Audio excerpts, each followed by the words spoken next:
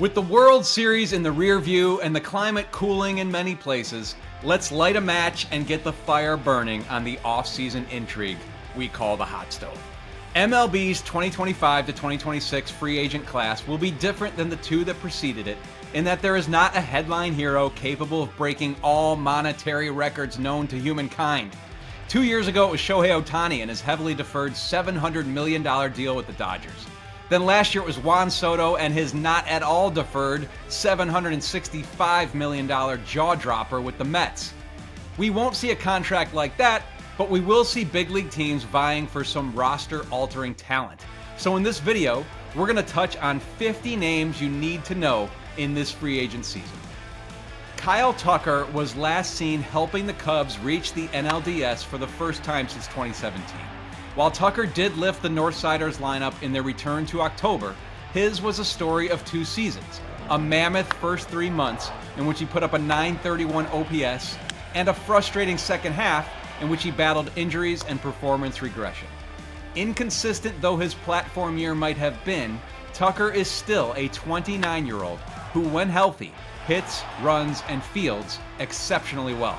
Because he played with a hairline fracture in his hand for more than half a season and was slugging .524 at the time of the injury, someone's going to bet big on a bounce back, especially with teams clamoring for both power and contact. Beyond the Cubs, some other teams to watch here are a Giants team in need of a running mate for Rafael Devers, a Yankees team that could lose Cody Bellinger, a Phillies team that could lose Kyle Schwarber, and a Dodgers team that didn't get much production in left field. Kyle Schwarber is, in some ways, the antithesis of what modern teams tend to value in free agency, as he's a 33-year-old full-time DH in a league that increasingly wants youth and defensive versatility. But Schwarber is no ordinary 33-year-old DH. Not only is he a mammoth masher of baseballs, but he's also a valued clubhouse presence. In 4 seasons in Philly, Schwarber cranked out 187 Schwarbombs and drove in 434 runs. With 340 homers for his career, he's begun to mount a potential Hall of Fame case. His walk year was a special one. He led the NL with 56 homers, including a 4-homer game.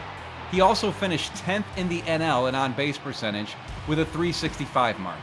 He even crushed his fellow lefties for the 2nd straight year. All of that makes Schwarber valuable not only to the Phillies, who would love to keep him, but other good teams with power needs, such as the Reds, Tigers, Astros, Braves, and Padres, who could drive up the bidding for this big bat. Pete Alonso has a tricky free agent profile. The polar bear was largely iced out last winter, unable to find a team willing to meet his lofty initial asking price, and winding up back with the Mets on a short-term deal with an opt-out. At the conclusion of the Mets' disappointing season, Alonso opted out after another outstanding offensive year in which he hit 38 homers with 41 doubles. He had studied video to develop a more efficient swing, and the result was a decrease in strikeout rate along with an increase in hard hit rate. As he enters his age 31 season, there's still reason to believe Alonso has a lot of power left in the tank.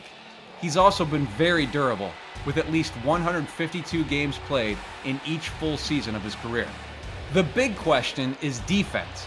Can Alonso stick at first base, or is a move to designated hitter in his near future? The Mets might move on in pursuit of better defense at first base, in which case the polar bear could take his big bat elsewhere. Alex Bregman has opted out of his deal with the Red Sox and ventured into free agency for the 2nd straight year.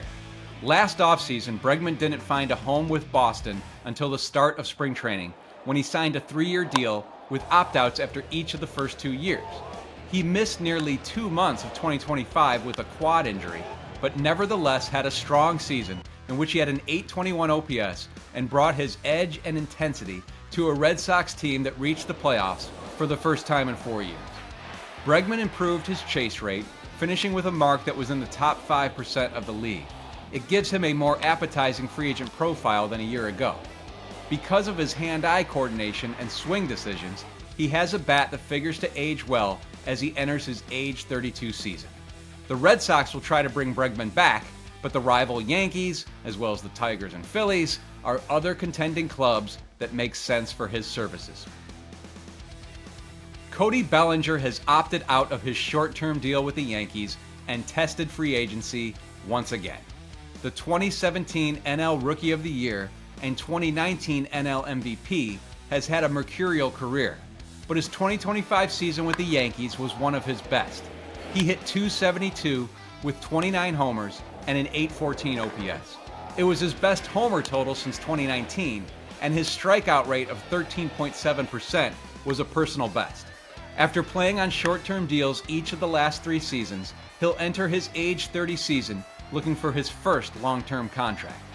The key to Bellinger's 2025 was his substantial improvement against left-handed pitching, as he went from a .305 OBP against lefties with the Cubs in 2024 to a .415 mark against lefties while with the Yankees. With those splits, an approach rooted in contact, and valuable defense in the outfield or at first base, Bellinger can benefit a lot of teams, and potentially having both New York clubs in the mix for his services could help him. Bichette will be an intriguing bat in a thin shortstop market, but given his defensive difficulties at that premier position and his temporary move to second base during the World Series when he came back from a knee injury, it will be interesting to see if a club gets creative with his positional future. Second base could open up his marketplace. In any case, Bichette's bounce-back season at the plate aided his free agent value, as he hit .311 with 18 homers and 44 doubles in 139 games for the Jays. And he doesn't turn 28 until March.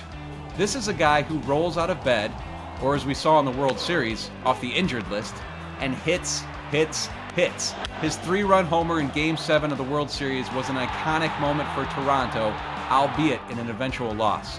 The emotional ties to that team are strong, and Bichette has said he does not want to leave Toronto. But one can never be sure what will happen once the market gets its hands on a bat this young and valuable. As we saw once again in a World Series in which Yoshinobu Yamamoto was MVP and Shohei Ohtani did his whole two-way unicorn thing, Japan has become a hotbed for MLB-ready talent. This winter's free agent class figures to feature 2 potentially big impact bats in 26-year-old corner infielder Munetaka Murakami and 29-year-old corner infielder Kazuma Okamoto, both of whom are expected to be posted by their Nippon professional baseball clubs. Murakami is considered by many to be one of the top 10 free agents in this class. He has big left-handed power. In 2022, he smashed 56 homers, breaking Sadahara O's NPB single-season record that had stood since 1964. He has been coveted by MLB teams for years, though there will of course be questions about how his bat will translate and if he'll generate enough contact to go with his potential 30-plus homer power. He's going to have a lot of teams interested in him. The right-handed hitting Okamoto is also a consistent power presence with 3 home run titles and is a lifetime .277 hitter in NPB. As the older player of the two with slower bat speed, he won't be valued as highly as Murakami. Okamoto might have to shift from third base to first or to DH in MLB, but still, the power is a big plus. Among starting pitchers in this market, there is no clear ace among aces in this free agent field. It will be up to the individual teams to determine their personal preferences. So let's talk about a few of the most interesting names on the board. Framber Valdez is a durable, accomplished arm, but one coming off a bit of an iffy walk year with the Astros. The left-hander had a 2.62 ERA through his first 21 starts in 2025, before posting a 6.05 ERA in his last 10 starts, which included a highly publicized cross-up incident in which he hit his catcher in the chest with a fastball after allowing a home run. Still, Valdez is a workhorse in a game with too few of them. He's one of only 5 pitchers with at least 900 innings over the last 5 seasons. His trusty sinker routinely gets elite ground ball rates, and he has a plus curveball that generates a lot of swing and miss to go with it. Because of his durability and general dependability, Valdez might be the top starter on the board and the most likely to make a high-profile postseason start on a World Series caliber team, as he's done quite a few times in the past. Dylan Cease has lights-out stuff, but struggled to harness it in a walk year with the Padres, in which he went 8-12 with a 4.55 ERA and a 94 ERA+. his worst in a full season. Despite that frustrating year, Cease still inspires memories of what he did in 2022, when he finished second in the AL Cy Young race while posting a 2.20 ERA with the White Sox. With his 6 slider, a team can potentially dream on that version of Cease resurfacing. But even if not, his durability has been an asset. He hasn't missed a turn in a rotation since his arrival to the majors in July 2019. That dependability, to go with the upside of his stuff, makes Cease a decent bet to be, at worst, a mid-rotation regular on a good team. And that has a lot of value in the open market in a sport with so many pitching health concerns. Michael King had a 3.10 ERA in his 2 seasons in the Padres rotation, though his 2025 was limited to 15 starts due to a nerve impingement in his right shoulder as well as a knee injury. Despite those injury issues, he declined his end of a mutual option to explore free agency. An off-season to rest the shoulder and knee should benefit this sinker changeup starter whose low release point creates deception for the batter. While teams will of course have to consider King's missed time and the state of his stuff after his return, he's entering his age 30 season and generally proved to be a valuable piece for the Padres after they acquired him in the Juan Soto trade to the Yankees prior to 2024.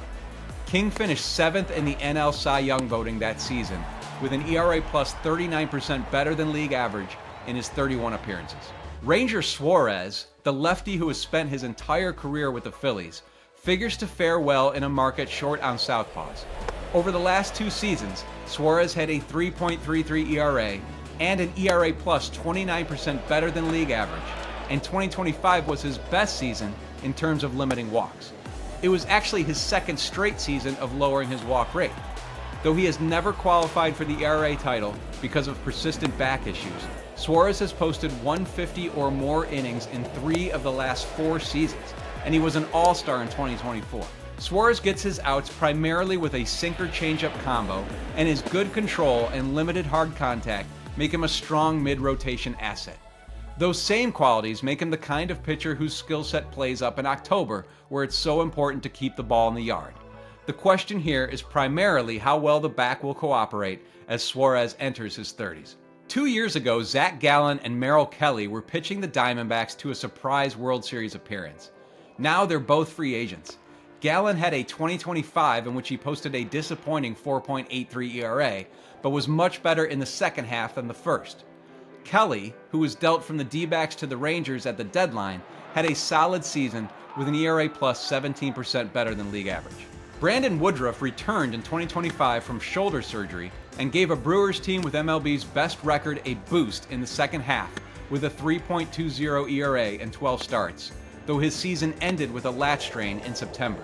His stuff wasn't as strong as it had been prior to the surgery, but Woodruff showed he can still get outs and lift a rotation. Shota Imanaga is a free agent after the Cubs declined their club option and he declined his mutual option for 2026.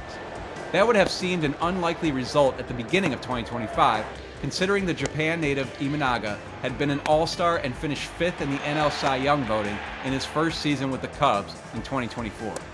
It would have seemed unlikely midway through 2025 too, as Imanaga had a 2.82 ERA through 8 starts. But with a plunging strikeout rate, a hamstring injury that cost him 2 months, and a 5.17 ERA in his last 12 starts, the Cubs became willing to let Imanaga test the open market. Some of the other notable starting options include Chris Bassett, Lucas Giolito, Walker Buehler, Zach Eflin, Nick Martinez, Zach Littell, and future Hall of Famers Justin Verlander and Max Scherzer, just to name a few.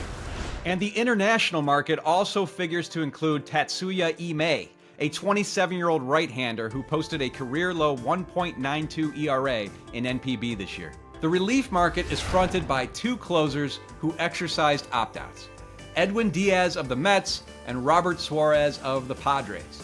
Both are lights out in the 9th. Suarez saved an NL best 40 games this past season, while Diaz had a vintage year in which he struck out 98 batters in 66 1/3 innings. Raisel Iglesias is another established closer who had a sub-1 walks and hits per inning pitch mark in 2025 with the Braves. And while Devin Williams is coming off a career-worst season with the Yankees, the 2-time NL reliever of the year and his air-bending changeup are worthy of a bounce-back bet. Other top available relievers include Ryan Helsley, Pete Fairbanks, Brad Keller, Luke Weaver, Drew Pomeranz, Kirby Yates, Michael Kopech, Kenley Jansen, Gregory Soto, and both Rogers twins, Tyler and Taylor. All right, let's close this out with a look at 10 wildcard bats in this free agent field. If you want a cheaper power alternative to Pete Alonso and Kyle Schwarber, you could do a lot worse than Eugenio Suarez, who is coming off a 2025 in which he tied a career high with 49 blasts, but is also 34 years old and did not have a great showing with Seattle after a midseason trade from the Diamondbacks. Suarez wasn't the only corner infielder traded from the Diamondbacks to the Mariners this summer. Josh Naylor made the same move and probably moved up a lot of free agent boards this season after dropping his strikeout rate and, shockingly, recording 30 stolen bases. Naylor brings a nice blend of power and contact and an unmatched intensity, though his homer total did drop from 31 to 20 in 2025, and he's considered a fringy defender at first. Just as it will be interesting to see how teams value the pure power and iffy defense of Schwarber and Alonso, it will be interesting to see how they value the pure contact and iffy defense of Luis Arias. The three-time batting champ saw his average dip to .292 this year with the Padres, but he still notched 181 hits and ranked near the top of the league in whiff and strikeout percentages. Trent Grisham was basically an afterthought in the trade that sent Juan Soto from the Padres to the Yankees prior to 2024, but wound up helping the Yanks replace Soto's production this past season. Grisham's 34 home runs doubled his career high, and he also ranked near the top of the league in walk percentage. We'll see how big a team buys into that age 28 season breakthrough. Former Yankees second baseman Gleyber Torres' value is also difficult to nail down. He signed a one-year deal with the Tigers for 2025 and wound up being an all-star, but a second-half slump and defensive concerns cloud his value. Another second baseman, Jorge Polanco, provided bang on a budget for the Mariners in 2025, bouncing back big time from injury and performance concerns in 2024 by posting an .821 OPS in the season and then creating one big postseason moment after another come October. He'll try to score a larger, longer deal entering his age 32 season. Ha-Sung Kim became a free agent for the second straight year when he declined a 2026 player option with the Braves team he was traded to midseason. Kim makes contact, draws walks, is good on the base pass, and delivers defensively at multiple infield positions. But he came back from a serious shoulder injury last year and had an underwhelming offensive season. Harrison Bader does not have eye-popping offensive numbers for his career, but at age 31, he's coming off his best season at the plate, with a career-high .796 OPS, 17 homers, and 24 doubles for the Twins and Phillies. If he can again provide above-average offense to go with his elite defense in the outfield, he's a valuable and likely budget-friendly player. Another midseason trade chip, Ryan O'Hearn, is also coming off a career year for the Orioles and Padres. The 32-year-old first baseman had a .281 average and .837 OPS and will be an alternative for teams who can't afford or don't land Alonso or Naylor. Finally, it's hard to know what to make of JT Realmuto's free agent profile as he enters his age 35 season. His offensive performance has regressed over the last 3 years in the demanding role, but he remains strong at controlling the running game, and he has the respect of everyone in the industry for how he works with the staff. There you have it, 50 names to know, and that's just the beginning of the free agent pool. Okay, so none of these guys will command a Shohei Ohtani or Juan Soto style contract, but hey, who said you have to spend $700 million to have a good time?